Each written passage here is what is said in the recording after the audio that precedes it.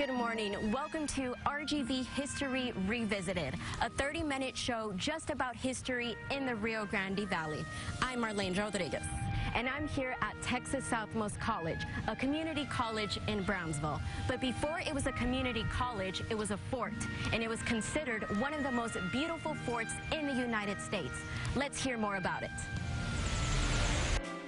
We're in the midst of one of the largest historical military complexes in all of South Texas. This is Fort Brown. This was the third fort that was on this site. The first one was earthworks that was over by the river, about a quarter mile that way. The second one was more or less where this is, but it was blown to smithereens when the Confederates left in 1863 ahead of the Yankees that came in at that time. So this fort was built in 1867 to 1869. The architecture is stunning. This is the type of period architecture that you find up in the complex forts up in the Northeast or in the northern part of the South, Arlington, Virginia, and that type of thing. It has a replete history. The fort itself and those buildings that were erected in 1867 to 1869 can be missed by the people nowadays because it's clustered in with Texas Southmost College. Now, the land was acquired by the city in 1946 after the war. It was decommissioned by the United States Army.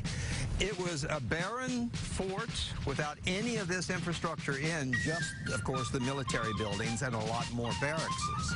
But the way that a person can miss it in significance is that the modern structures that are interdispersed between here kind of like give it the impression that it is modern. But you look behind me and it's a surprise around every corner when you see all of these old buildings tucked away in here. And these are world-class structures. Those structures that have the look of this brick behind me here are the original 1867 to 1869 build-out that was done by General Wainwright. The look of them, the architecture, the style is very distinct. The other modern structures try to mimic the style because you want some kind of a congruous mix here. But this is the style that we're looking for, and when you come upon them, you'll certainly recognize that they're part of the old fort. From 1867 onward, it was the period of Reconstruction for the United States after the Civil War.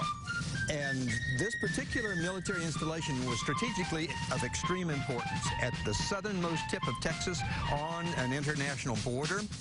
So it served several times in prominence when it comes down to American history, not only just South Texas history. It was decommissioned about the time of the 1880s, thereabouts. And then it was recommissioned for the First World War. A cavalry post was here. This was predominantly a cavalry fort.